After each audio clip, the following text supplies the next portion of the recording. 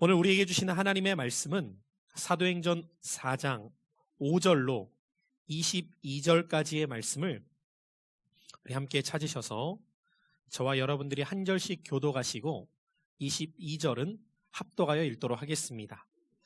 사도행전 4장 5절로 22절의 말씀이 되겠습니다.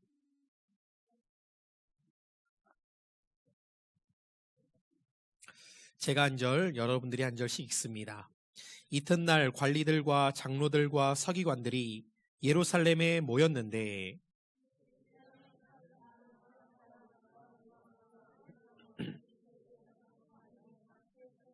사도들을 가운데 세우고 묻되 너희가 무슨 권세와 누구의 이름으로 이 일을 행하였느냐?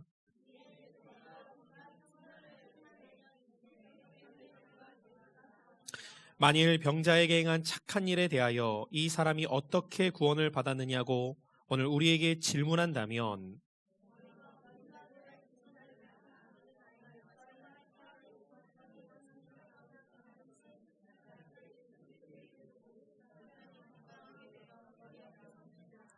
이 예수는 너희 건축자들의 버린 돌로서 집 모퉁이의 머릿돌이 되었느니라.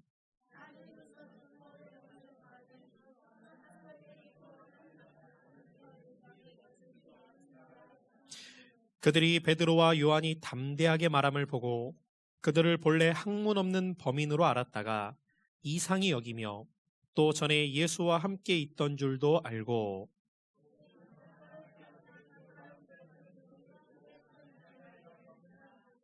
명하여 공회에서 나가라 하고 서로 의논하여 이르되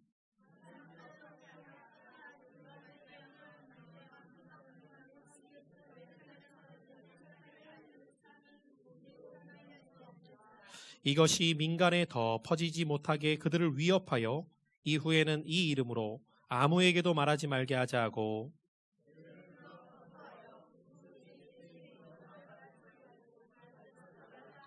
베드로와 요한이 대답하여 이르되 하나님 앞에서 너희의 말을 듣는 것이 하나님의 말씀을 듣는 것보다 옳은가 판단하라. 관리들이 백성들 때문에 그들을 어떻게 처벌할지 방법을 찾지 못하고 다시 위협하여 놓아주었으니 이는 모든 사람이 그 된 일을 보고 하나님께 영광을 돌림이라. 이 표적으로 병 나은 사람은 40여 세나 되었더라. 아멘. 오늘도 이 아침 주의 전에 나와 주의 말씀을 듣는 여러분에게 말씀이 영적으로 들려지는 은혜의 시간 되시기를 축복합니다. 여호와 율법은 확실하여서 우둔한 자까지도 지혜롭게 하며 여호와의 증거 또한 우리에게 눈을 밝게 하심으로 말미암아 하나님의 뜻을 깨닫게 하실 줄로 믿습니다. 기독교는 말씀의 종교입니다. 믿음은 들음에서 나기 때문에 말씀이 들어가면 반드시 그 안에 믿음이 생겨납니다. 반대로 그래서 사탄은 어떻게 해든지 간에 우리가 하나님의 말씀을 못 듣게 합니다. 여러분 몸만 와 있는 시간 되지 않으시기를 축복합니다.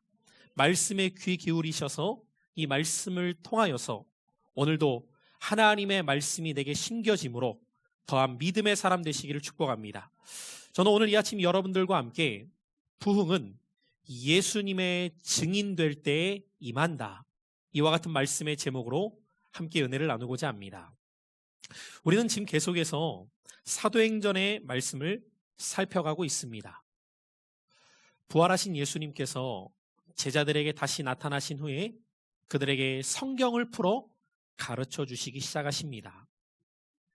예수님께서는 자신이 고난을 받고 제3일에 죽은 자 가운데서 다시 살아나실 것과 또 그의 이름으로 죄사함을 받게 하는 회개가 예루살렘에서 시작하여 모든 족속에게 전파되는 이 일의 제자들이 증인이 될 것을 말씀하셨습니다. 그러면서 예수님께서는 아버지께서 약속하신 것을 보낼 때까지 위로부터 능력으로 입혀질 때까지 이 성에 머물라고 명하십니다. 이 말씀을 받게 된 제자들은 이제 예루살렘에 주실 그 약속을 붙잡고 그들은 떠나지 않고 마가라고 하는 사람의 다락방에 모여서 이 약속을 받기까지 함께 모여 간절히 기도하기 시작합니다. 그렇게 그들이 함께 모여서 간절히 기도하는 날이 열흘 정도가 지나게 되었을 때에 오순절 날 그들이 함께 모여서 기도하는 그곳에 하나님의 약속하신 성령이 부어지게 됩니다. 그리고 이 약속하신 성령이 그들 가운데 부어지게 되었을 때에 한 사람도 빠짐없이 이 성령의 능력을 받았던 사람들이 성령의 충만함 속에 성령이 말하게 하심을 따라 말하기 시작해요. 이들의 모습을 보던 많은 사람들은 놀라고 당황하기 시작하면서 서로 묻기 시작합니다. 도대체 이것이 어떻게 된 일인지. 그리고 그들 중에는 어떤 사람은 말하기를 저들이 혹시 세술에 취한 것은 아니냐고 이렇게 물으면서 이들에게 일어난 일이 무엇인가에 대해 나누기 시작해요. 그때 베드로가 그들을 향하여서 말하기 시작합니다.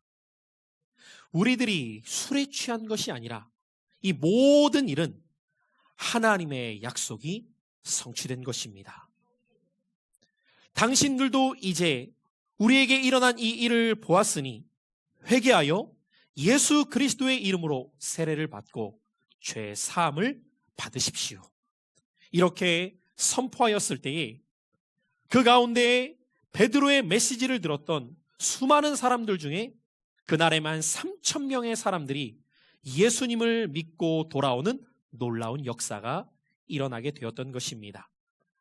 하나님의 약속, 예수님께서 말씀하신 대로 예루살렘에서부터 회개와 죄사함의 역사가 시작되었던 것입니다. 이렇게 시작된 성령의 역사는 제자들의 삶을 이전과는 전혀 다른 모습으로 변화시켰습니다. 그들은 이제 각 사람의 필요를 따라서 자신의 것을 기꺼이 나누어지기 시작했어요. 그리고 그들은 함께 성전에 모여서 하나님을 예배하였고 믿음의 교제를 나누기 시작할 뿐만 아니라 오직 모든 일에 하나님께만 영광을 돌리는 삶으로 변화되었습니다. 그들의 삶의 변화가 얼마나 놀랍고 아름다웠던지 그들을 지켜보던 많은 사람들은 그들을 칭송하였다고 성경은 기록하고 있어요.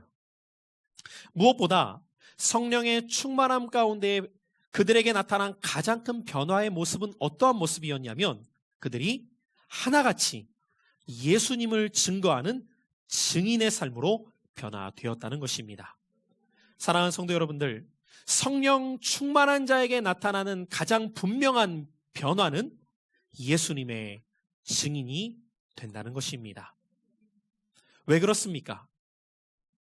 성령님은 진리의 영이시고 그리스도의 영이시기 때문에 그리스도를 증거케 하는 성령님이 그 안에 찾아오시는 순간 그는 그리스도를 전하지 않고는 살아갈 수 없기 때문이에요.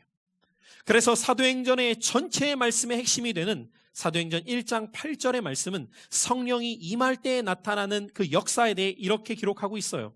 자, 우리 잘 아는 말씀인 만큼 같이 한번 읽어보죠. 시작. 오직 성령이 너희에게 임하시면 너희가 권능을 받고 예루살렘과 온 유대와 사마리아와 땅끝까지 이르러 내 증인이 되리라 하시니라. 할렐루야. 여러분, 저는 오늘 이 말씀을 듣는 저와 여러분 모두에게 성령의 충만함이 함께 하셔서 담대하게 예수님을 전하는 증인의 삶으로 살아갈 수 있기를 주님의 이름으로 축복합니다. 자, 이제 오늘 우리가 읽은 이 사도행전 4장 5절 이하의 말씀을 보면은 당시 이스라엘의 최고 법정 기관이었던 산헤드린 공회 사람들 앞에서 베드로와 요한이 신문을 받게 되는 장면이 오늘 우리가 읽은 본문의 내용입니다. 이 산헤드린 공회는 70명으로 구성된 이스라엘의 최고 법정 기관이었습니다. 그래서 유대인들에게는 이곳에서 내려지는 결정이 곧 법이었습니다. 예수님께서도 이들에게 신문을 받게 되셨고 결국 이들에 의하여서 십자가에 달려 죽임 당하셨던 것입니다. 오늘 그들에게 베드로와 요한이 신문을 당하게 된 것입니다. 자, 그러면 왜 이들은 베드로와 요한을 신문하였던 것일까요? 우리는 지지난주부터 사도행전 3장에 기록된 안진뱅이의 사건을 함께 나누었습니다. 그리고 그 이야기가 오늘 4장에까지 이어지고 있는 것입니다. 성전 미문에 앉아 있었던 그 안진뱅이, 40이 되도록 단 한 번도 걷지 못했던 그가 베드로와 요한에 의하여서 고침받게 된 사건. 그로 인하여서 수많은 사람들이 정말 그가 나았는가를 보기 위해서 솔로몬 행각에 모여들었습니다. 그리고 많은 이들이 그 병자가 나은 것을 눈으로 목격하게 되었고, 이 일이 어떻게 된 것인가를 들었을 때에 베드로와 요한이라는 사람을 통해 이 병자가 나았다는 이야기를 듣자 그 많은 이들이 그곳에 있는 베드로와 요한을 주목하였어요. 그리고 지난주에 우리가 말씀을 통해 들었던 것처럼 자신을 주목하는 사람들을 향해 베드로가 이렇게 말합니다. 왜 우리를 주목하십니까? 우리가 이 일을 행한 것이 아니라 나사렛 예수 그리스도께서 이 병자를 고치셨습니다. 당신들이 알지 못하여서, 당신들과 관리들이 알지 못하여서 그 십자가에 못 박은 예수를 하나님은 살리셨습니다. 그리고 그 부활하신 예수님께서는 그 이름의 능력 가운데에 이 병자를 고쳤던 것입니다. 예수로 말미암아 난 그 믿음이 그를 고친 것입니다. 담대하게 전하는 이 베드로의 메시지 앞에 많은 이들이 또다시 회개하며 주께로 돌아오게 되었는데, 그날에 주께로 돌아온 수가 남자만 5천이었다고 오늘 4장은 기록하고 있습니다. 자, 그렇다면 이렇게 수많은 사람들이 지금 예수님의 이름 앞에 굴복하고 회개하고 돌아왔다는 소식들을 관리들도 듣게 되었어요. 그 관리들은 누구였습니까? 제사장들을 비롯한 수많은 그 이스라엘의 지도자격 되는 사람들, 그 산헤드린 공회에 속했던 사람들은 예수님을 십자가에 못 박는 일에 앞장섰던 사람들이었어요. 그런데 지금 예루살렘의 수많은 사람들이 그 예수님의 이름 앞에 굴복하며 예수님께로 돌아오고 있다는 소식을 들으니 그들은 그대로 있을 수가 없었던 거예요.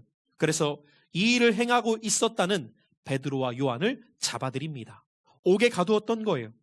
그리고 이튿날 하루가 지난 다음에 이 베드로와 요한을 가운데에 세워놓고 신문하였던 것입니다. 오늘 이 공회 사람들이 베드로와 요한을 그들 앞에 세워놓고 그들을 향해 이렇게 묻습니다. 오늘 본문 7절의 말씀인데 우리 7절을 같이 한번 읽어보죠. 시작. 사도들을 가운데 세우고 묻되 너희가 무슨 권세와 누구의 이름으로 이 일을 행하였느냐. 많은 사람들이 베드로와 요한을 그들 앞에 세워놓고 신문하는 겁니다. 만약에 성령 충만 받기 전에 베드로였다면 이 상황 속에서 어떻게 행하였을까요? 아마도 두려워 떨면서 제가 다시는 예수의 이름으로 이와 같은 일을 행하지 않겠다고 말했을지 모릅니다. 왜냐하면 그는 예수님이 잡히시던 그날 예수님을 따라가다가 어린 소녀 앞에서도 예수님을 모른다고 부인했던 모습이 있었기 때문이에요. 그러나 지금 베드로는 성령의 충만함 가운데 완전히 변화된 사람이었어요. 복음서에 기록된 그 베드로의 모습을 우리는 전혀 찾아볼 수 없을 만큼 담대하게 변한 베드로의 모습을 보게 됩니다. 그것이 오늘 본문의 말씀 9절로 10절에 이렇게 묻는 관리들을 향해 답하는 베드로의 모습입니다. 자, 우리 9절로 10절을 같이 한번 읽습니다. 시작. 만일 병자에게 행한 착한 일에 대하여 이 사람이 어떻게 구원을 받았느냐고 오늘 우리에게 질문한다면 너희와 모든 이스라엘 백성들은 알라. 너희가 십자가에 못 박고 하나님이 죽은 자 가운데서 살리신 나사렛 예수 그리스도의 이름으로 이 사람이 건강하게 되어 너희 앞에 섰느니라. 여러분, 지금 베드로는 안진뱅이가 어떻게 나았느냐고 묻는 관리들을 향하여서 이렇게 말하고 있는 것입니다. 이 병자가 왜 나았느냐고 만약에 저희에게 묻는 것이라면 이 모든 일은 여러분이 십자가에 못 박은 그 예수를 하나님께서 살리셨고 하나님께서 살리신 그 예수 그리스도가 이 병자를 고친 것입니다. 여러분, 이렇게 고백하는 베드로의 모습을 상상해 보십시오. 그에게는 조금도 주저함이 없어요. 그에게는 조금도 주눅드는 모습이 없습니다. 지금 산헤드린 공회의 사람들은 어떤 사람입니까? 그들의 판결 한 번으로 사람을 살리기도 하고 죽일 수도 있는 그 권한과 그 권세가 그들에게 있었어요. 그럼에도 불구하고 베드로는 조금도 굴복하지 않는 겁니다. 성령의 충만함 가운데 그는 담대하게 이 복음을 전하고 있었던 거예요. 그가 얼마나 담대하게 이렇게 고백했던지 성경은 베드로와 요한의 모습을 본 그들이 이상히 여겼다고 기록하고 있어요. 여기서 이상히 여기다라는 말은 원어로 다우마조라는 단어인데 그 뜻은 몹시 놀라고 감탄했다 하는 뜻입니다. 그러니까 지금 그들이 이상히 여겼다는 것은 그들은 몹시 놀라면서 마음 깊은 곳에서는 담대한 모습이 있었던 베드로와 요한에게 감탄하는 마음까지 가질 수밖에 없었다는 것입니다. 그들이 알던 베드로와 요한은 학문 없는 범인이었어요. 무슨 말입니까? 배우지 못했던 지극히 평범한 사람들이로 알고 있었다는 거예요. 보통 지식인들도 제법 괜찮은 가문의 사람들도 산헤드린 공회 사람들 앞에 서면은 제대로 눈도 못 마주치는 사람들이 대부분인데, 이렇게 배우지도 못하고 지극히 평범한 베드로와 요한이 전혀 두려움 없이 담대하게 이 복음을 증거하는 모습 앞에 오히려 공회의 사람들이 놀라게 되었다는 것이에요. 그리고 그들을 향해 베드로는 계속해서 무슨 권세와 누구의 이름으로 이와 같은 일을 행했느냐는 질문 앞에 기독교의 핵심 진리와 같은 말씀을 전하게 되었던 것이에요. 그것이 오늘 본문 12절이에요. 자, 여러분, 너무도 중요한 말씀이기 때문에 이 말씀을 주목해서 같이 한번 읽었으면 좋겠습니다. 12절 시작. 다른 이로서는 구원을 받을 수 없나니 저나 사람 중에 구원을 받을 만한 다른 이름을 우리에게 주신 일이 없음이라 하였더라. 여러분, 이 말씀을 믿으십니까? 정말 이 말씀이 오늘 여러분에게 믿어지는 말씀이 될 수 있기를 축복합니다. 아니, 내가 믿던 믿지 않던 이 말씀은 진리인 것입니다. 이 고백이야말로 기독교의 복음의 핵심입니다. 그러나 사람들은 이와 같은 기독교의 복음을 싫어합니다. 우리가 이 말씀을 전할 때 사람들은 이렇게 말합니다. 기독교는 너무 배타적이라고. 기독교는 당신들만 옳다고 주장하는 잘못된 오류에 빠져 있다고 말하면서 이 메시지를 받아들이지 않습니다. 그러면 우리는 생각해 보아야 합니다. 왜 사람들은 우리를 구원하실 수 있는 분은 예수님밖에 없다는 이 메시지를 그토록 싫어하고 받아들이지 않는 것일까? 여러분, 우리도 지금 계속해서 거리로 나아가 복음을 전하지만 많은 이들이 우리를 지나치면서 우리가 전하고자 하는 복음에 귀를 기울이지 않습니다. 그리고 우리가 복음을 전할 때 그들은 듣기 싫어하고 외면하기까지 합니다. 왜 사람들은 이와 같이 반응하는 것일까요? 그 답은 너무도 간단합니다. 그들은 진리에 대해 무지하기 때문이에요. 진리에 대해 알지 못하기 때문입니다. 다시 말하자면 그들에게 있는 문제의 본질과 깊이를 전혀 알지 못하기 때문에 이 진리에 대해서 그들은 이와 같은 반응을 보이고 있다는 거예요. 바울 사도는 이 문제에 대해서 고린도후서 4장 3절 이하의 말씀을 통하여서 이렇게 말씀하고 있어요. 자, 우리 한번 3절로 4절의 말씀 함께 읽어보죠. 시작. 만일 우리의 복음이 가리었으면 망하는 자들에게 가려진 것이라. 그 중에 이 세상의 신이 믿지 아니하는 자들의 마음을 혼미하게 하여 그리스도의 영광의 복음의 광채가 비치지 못하게 함이니 그리스도는 하나님의 형상이니라. 여러분, 이 말씀을 주의 깊게 보면은 하나님의 복음의 빛이 비추어지더라도 이 세상의 신이 악한 원수 사탄 마귀가 사람들의 마음을 혼미케 한다는 겁니다. 여러분, 여기에서 혼미케 한다는 것을 원어적 의미로 보면은 사람들의 눈을 가리운다는 거예요. 여러분, 눈이 가리워지면 어떻게 됩니까? 보지 못하게 돼요. 어떠한 일들이 일어나는 것을 알지 못하게 된다는 거예요.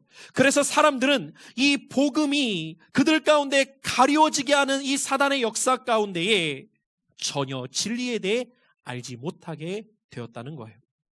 알지 못하게 되니 그것이 얼마나 자기에게 중요한 것이고 그것이 얼마나 자기에게 필요한 것인지를 알지 못하였다는 것입니다. 사랑하는 성도 여러분들, 저는 오늘도 이 아침 주회전에 나와서 말씀을 듣는 여러분들, 진리에 대해 알게 되시기를 축복합니다. 영적으로 무지한 자, 눈이 감겨진 자가 아니라 영적으로 눈이 띄어진 자가 되어 진리의 말씀을 깨닫게 되는 자가 되시기를 축복합니다. 그러기 위해서는 어떻게 해야 합니까? 성경의 말씀을 펼쳐야 한다는 거예요. 이 말씀을 통해서 나에게 들려주시는 그 진리의 말씀을 우리가 깨달아야 한다는 것입니다.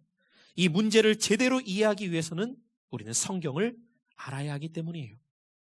인간의 참된 상태는 성경을 통해서만 발견할 수 있기 때문입니다. 여러분, 하나님이 우리에게 하나님의 말씀인 성경을 주신 것은 단순히 도덕적으로 살기 위해, 양심을 지키고 살기 위해 이것을 주신 것이 아니라 우리의 상태가 어떠한가를 정확하게 보여주심으로 우리를 그 상태에서 구원하시기 위해 하나님의 말씀을 우리에게 주신 줄로 믿습니다. 성경을 보면 하나님은 처음에 남자와 여자를 창조하십니다. 그리고 낙원이라고 불리는 곳에 인간이 살아갈 수 있도록 모든 것을 준비해 주셨습니다. 그러나 그곳에서 사람은 하나님의 법을 지키며 살아야 했습니다. 하나님이 말씀하신 그 법을 지키면 그 안에 있는 모든 것을 누리며 영생을 얻을 수 있었지만 그 법을 어기게 되면 그곳에서 쫓아내겠다고 하나님께서는 아주 분명히 말씀하셨습니다. 그리고 그들이 반역하여 죄를 짓자 쫓아내시게 되었어요. 성경은 사람이 하나님 앞에서 죄를 지었다고 말합니다. 죄를 지은 것만이 아니라 그 죄를 지은 인간은 계속적으로 타락하게 됩니다. 결국 이 타락은 모든 사람을 죄로 인하여서 오염되고 부패하게 만들었습니다. 우리의 본성 자체가 오염되고 부패하게 된 거예요. 이때부터 인간은 온통 그 마음의 생각이 죄를 짓는 일을 향하기 시작해요. 부패한 인간의 마음은 선한 것이 하나도 없었습니다. 그래서 예레미야 말씀에 보면은 만물보다 심히 부패한 것이 우리 인간의 마음이라고 말합니다. 여러분, 우리가 이것을 알 수 있는 것 중에 하나가 무엇입니까? 어떠한 잘못을 범했을 때, 죄를 지었을 때 내가 그렇게 다시는 행하지 말아야지 말하면서도 또다시 그 죄를 짓는 것이 우리 인간의 모습이에요. 그것이 우리의 부패함과 오염된 본성임을 드러내고 있습니다. 예수님께서는 요한복음 3장 19절의 말씀에서도 빛이 세상에 왔으되 사람들이 자기 행위가 악함으로 빛보다 어두움을 더 사랑하였다고 말씀합니다. 결국 죄로 인해 오염되고 부패한 우리 인간에게 주어진 결과는 죽음밖에 없었어요. 영원한 멸망이었습니다. 우리 인간은 아무런 소망이 없게 되었다는 것이 성경의 증언입니다. 여러분, 이 문제의 본질을 알게 될 때 우리 안에 자연적으로 나타나는 반응은 우리에게 구원이 필요하다는 것을 깨닫기 시작하는 거예요. 이 사망의 몸에서 누가 나를 건져낼 수 있으랴라는 이 탄식이 우리 안에 터져 나올 수밖에 없는 것이죠. 나를 구원해 줄 누군가가 필요하다는 것입니다. 하나님과의 깨진 관계를 회복시켜줄 중보자가 필요한 거예요.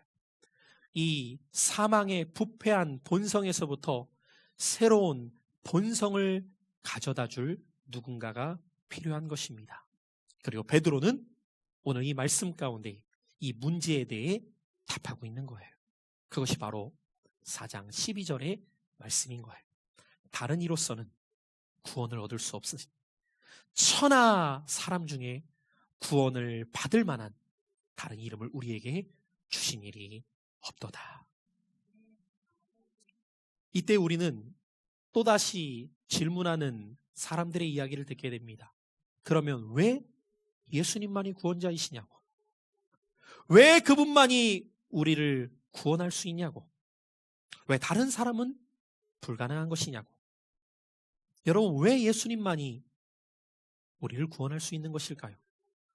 왜 그분이어야만 하는 것일까요?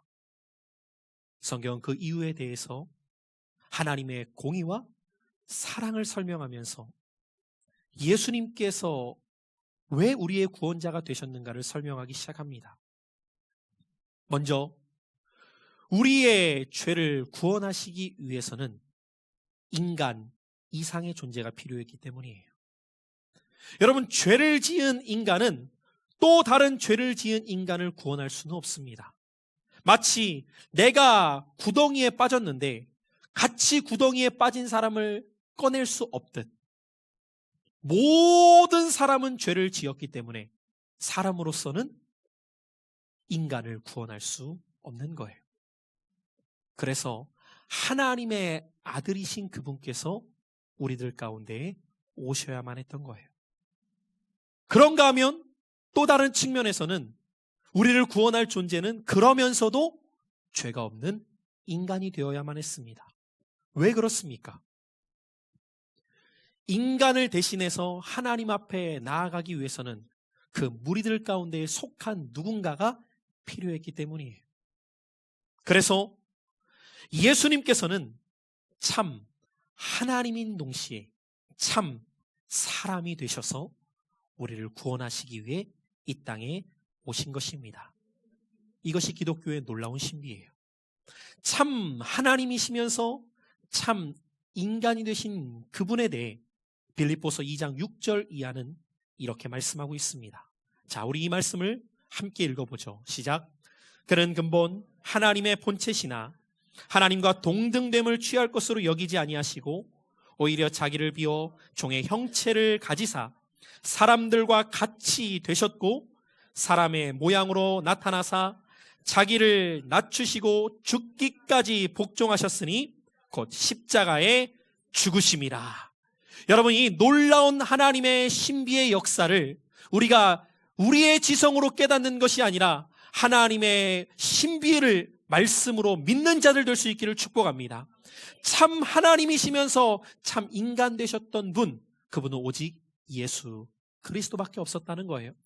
교회사의 역사에 보면은 이 하나님이시자 인간이신 주님에 대한 문제로 인해서 수많은 이단들도 발생하고 수많은 싸움들도 있었지만, 여러분, 기독교의 신앙은 예수님은 참 하나님이시면서 참 인간이십니다. 이것을 그대로 믿는 신앙인 줄로 믿습니다. 그래서 이분이 오늘 우리를 위하여서 십자가에 자신의 생명을 내어 주심으로 말미암아 우리의 모든 죄를 사해 주셨다는 거예요. 그래서 요한은 이 예수님을 향해서 보라, 세상 죄를 지고 가는 하나님의 어린 양이로다 라고 말하였습니다. 그리고 예수님 자신은 십자가에 달려 죽으시기 전에 이렇게 말씀하셨어요. 다 이루었도다. 여러분, 예수님은 무엇을 다 이루셨던 것입니까? 그분은 죄로 인해 오염되고 부패되어 영원히 죽을 수밖에 없었던 우리의 삶을 죄로부터 완전히 구원해 내시는 일을 다 이루셨다는 거예요. 이 구원의 놀라운 사건이 우리에게 일어난 사건이에요. 이것을 예수님 오시기 전에 700년 전에 있었던 이사야 선지자는 그가 찔림은 우리의 허물 때문이고 그가 상함은 우리의 죄악 때문이라. 그가 징계를 받음으로 우리가 평화를 누리고 그가 채찍에 맞음으로 우리가 나음을 입었도다라고 선언하였습니다. 여러분, 우리는 이 진리를 알게 될 때에 이 진리 앞에 무릎 꿇게 되는 거예요.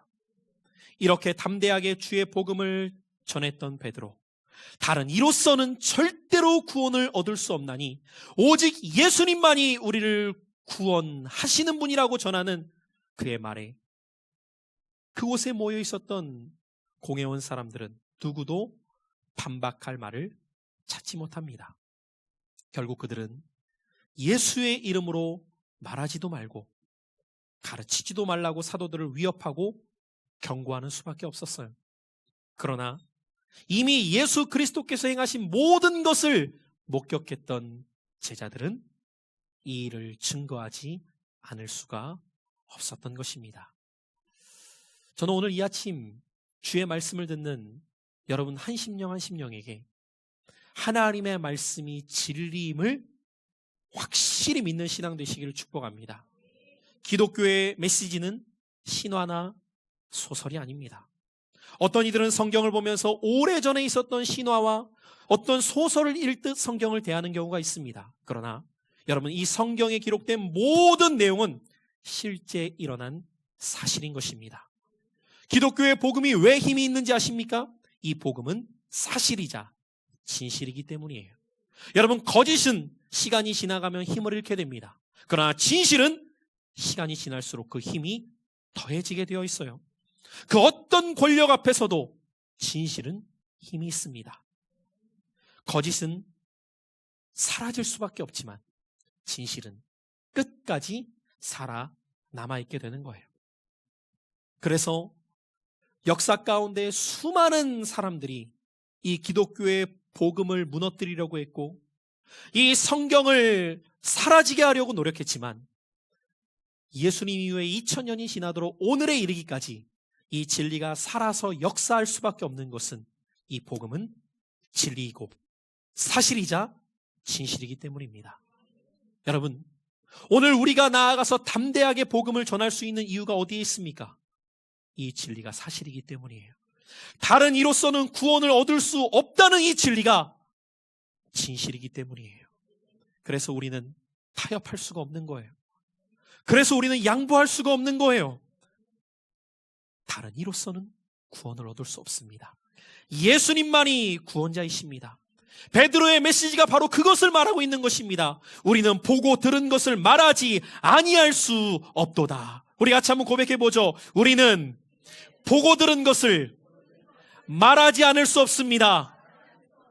사랑하는 성도 여러분들, 우리는 왜 이 복음을 전해야 됩니까? 사람들이 진리에 대해 알지 못하기 때문입니다. 우리들이 왜 이 복음을 전해야 됩니까? 기독교의 복음은 사실이기 때문이에요. 우리가 왜 이 복음을 전해야 됩니까? 오직 예수님만이 우리를 구원하실 수 있는 유일한 분이시기 때문입니다. 이 세상의 신이 사람들의 마음을 혼미케 하여서 그들로 하여금 복음의 광채를 보지 못하게 하지만 우리는 이 복음을 깨달은 자로서, 우리는 이 빛을 가진 자로서 이제는 이 빛을 들고 더 세상 가운데 나아가는 자들이 되어야 할 줄로 믿습니다. 여러분, 하나님께서 이 땅 가운데 교회를 세우신 목적이 바로 여기에 있습니다. 이 복음의 빛을 알지 못하는 자들 가운데 아직도 이 세상의 신에게 그 복음의 빛이 가로막혀서 영적으로 눈이 감겨져서 알지 못하는 자들 가운데 이 빛을 들고 나아가기 시작해야 돼요. 이 사실을 알지 못하는 자들 가운데, 그래서 아직도 방황하면서 헤매고 있는 자들 가운데 우리는 이 진리의 복음을 들고 나아가서 이렇게 외칠 수 있어야 돼요. 예수님만이 당신의 구원자 되십니다. 예수님의 죽음이 당신의 죄를 대신함이었고 예수님의 살아나심이 당신에게 새로운 본성을 주시기 위해 부패하고 오염된 그 죄로 말미암아 죄로 똘똘 뭉쳐진 당신의 인생 가운데에 새로운 삶을 허락하시기 위해 다시 살아나신 겁니다. 누구든지 그리스도 안에 있으면 새로운 피조물입니다. 이전 것은 지나갔으니 새 것이 되었습니다. 그 예수님을 믿으십시오. 여러분, 이 성경이 기록된 1세기 당시에는 복음을 전하다가 옥에 갇히기도 합니다. 수없이 매를 맞기도 합니다. 생명까지도 내어 던져야만 했습니다. 그러나 그들은 멈출 수가 없었어요. 왜 그렇습니까? 이 영원한 생명을 알았기 때문이에요. 그러나 오늘은 어떻습니까?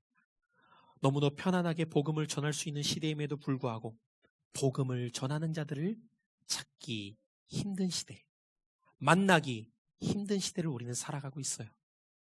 이와 같은 시대 속에서 저는 우리 교회가 힘써서 복음을 전하는 자들이 있기에 소망이 있는 줄 믿습니다. 이 복음을 전하는 일을 멈추지 않고 지속하는 자들이 있기 때문에 우리 교회에 소망이 있는 줄 믿습니다. 우리는 변함없이 이 일을 감당할 것입니다. 왜냐하면 이 복음의 진리는 사실이기 때문이에요. 그래서 여러분들, 사도들의 메시지는 복잡하지 않았어요. 사도들의 메시지는 철학적으로 요약된 말씀이 아니었어요. 그들은 아주 단순하지만 분명하게 전했어요. 우리는 이 모든 일의 증인입니다. 여러분, 증인이 누구를 말합니까? 증인은 목격한 자예요. 내가 실제로 본 것, 그리고 내가 실제로 알게 된 것, 그것을 전하는 자가 증인인 거예요. 여러분, 이들은 성경 공부하지 않았어요. 이들은 제자 훈련 받고 나간 것이 아니었어요. 성령의 충만함 가운데 그들이 보고 들은 것을 그대로 전하였을 뿐이에요. 그리고 그 사실 앞에 누구도 뭐라 할 수가 없었어요. 이 대제사장을 비롯한 공회원들이 이렇게 담대하게 전하는 베드로와 요한을 뭐라고 못했던 이유가 무엇 때문입니까? 그들 옆에 고침받은 안진뱅이가 서 있었기 때문이에요. 이 사실 앞에서 누구도 뭐라고 할 수 없었어요. 여러분, 그래서 기독교의 복음은 먼저 나를 변화시키는 복음이 되어야 해요. 내가 정말 예수님 안에 구원이 있음을 믿지 못한다면 우리는 누구에게도 이 복음을 전할 수 없는 거예요. 그러나 정말 내가 이것이 사실이고 믿어지기 시작한다면 우리는 누구 앞에서도 주저하지 않고 이 사실의 복음을 전하는 삶을 살게 될 줄로 믿습니다. 여러분, 전도는 은사가 아니에요. 전도는 어떤 특별한 사람들에게만 주어진 사명이 아닙니다. 정말 내가 주님을 믿는 자녀라면 예수님의 증인이 되는 것은 지극히 당연한 거예요. 여러분, 저는 저와 여러분들이 이 사명을 멈추지 않고 감당하는 자들 될 수 있기를 축복합니다. 그래서 누군가가 이 소망에 대한 이유를 우리에게 묻거든 우리가 주저하지 않고 이렇게 말할 수 있기를 원합니다. 그 예수님이 나를 변화시켰습니다. 그 예수님은 당신도 변화시킬 수 있는 분입니다. 이 예수님이 나에게 영원한 생명을 주셨습니다. 이 예수님이 당신에게도 그 영원한 생명을 주실 수 있는 분이십니다. 그 예수님이 나를 위해 영원한 천국을 예비해 주셨습니다. 그 예수님이 당신을 위해서도 그 영원한 천국을 예비해 주셨습니다. 여러분, 이것이 기독교의 진리예요. 그리고 우리는 이 복음을 당당하게 전할 수 있어야 돼요. 기품 있게 전할 수 있어야 돼요. 왜냐? 이 진리가 그 어떤 것과도 바꿀 수 없는 우리에게 주신 영원한 생명의 약속이기 때문이에요. 오늘 이 아침 저는 이 말씀을 들은 여러분 심령마다 이 진리의 말씀이 살아 움직이는 약속이 될 수 있기를 축복합니다.